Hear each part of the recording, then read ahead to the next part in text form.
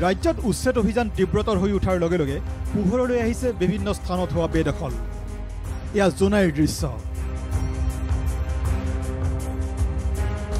অভিযোগ অনুসৰি সন্দেহযুক্ত নাগৰিকে মূৰ্কক চেলেকৰ ট্ৰাইবেল বেল্ট আৰু ব্লকৰ বিভিন্ন স্থানত বেদখল চলাই ঘৰ দুৱাৰ সাজি বসতি আৰম্ভ কৰিছে।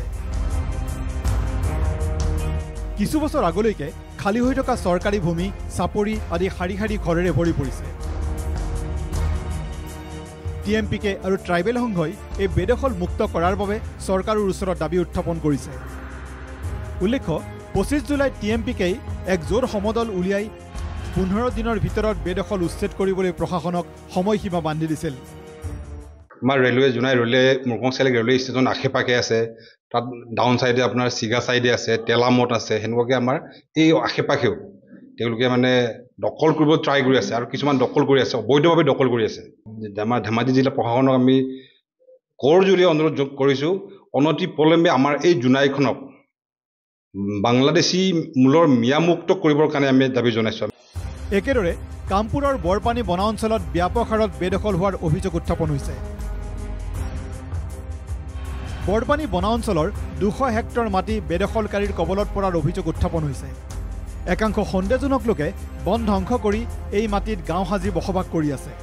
বনাঞ্চলখনৰ কিছু কিছু ঠাইত উচ্ছেদ চলাইছিল যদিও বৰ্তমানত ধনশিলা পাহাৰকে ধৰি বিভিন্ন স্থানত বহু সন্দেহজনক লোকে বসবাস কৰি আছে। এই বনভূমি উদ্ধাৰৰ বাবে আহ্বান জনাইছে ৰাইজে। ইপিনে চামুগুৰি ৰাজচক্ৰৰ অন্তৰ্গত ৰঙাগড়া মৌজাৰ মোৱামাৰী চৰকাৰী গ্ৰেজিং ৰিজাৰ্ভত সন্দেহজনক লোকৰ আগ্ৰাসনৰ অভিযোগ উঠিছে। ৰিজাৰ্ভৰ শ বিঘা মাটি বেদখল কৰিছে একাংশ সন্দেহজনক লোকে। কৃষি পামখনৰ সম্পাদক ডিম্বেশ্বৰ দাসে এই 200 বিঘা মাটি উদ্ধাৰৰ আশাত বন্দী হৈ আছে। আমাৰ এটাই অনুৰোধ, এই নতুন চৰকাৰ আমাৰ মাননীয় মুখ্যমন্ত্ৰী হিমন্ত বিশ্ব শৰ্মা দেৱক আমি অনুৰোধ কৰিছোঁ, অন্যান্য জেগাত যেনেকৈ এভেকশ্যন কৰি মানে দখলমুক্ত কৰি দিছে, বেদখলমুক্ত কৰি দিছে, আমাৰো চামুগুৰি মোৱামাৰী কৃষি পাম সমবায় সমিতিৰ সমবায়খনো যাতে দখলমুক্ত কৰি উচ্ছেদ কৰাই আমাক যাতে পুনৰ সংস্থাপন দিয়ে, এই তেখেতৰ ওচৰত মোৰ কাটৰ অনুৰোধ। আনহাতে সৰ্থেবাৰীৰ বৰখোপাত উচ্ছেদৰ সমৰ্থনত ওলাই আহিল খিলঞ্জীয়া ৰাইজ।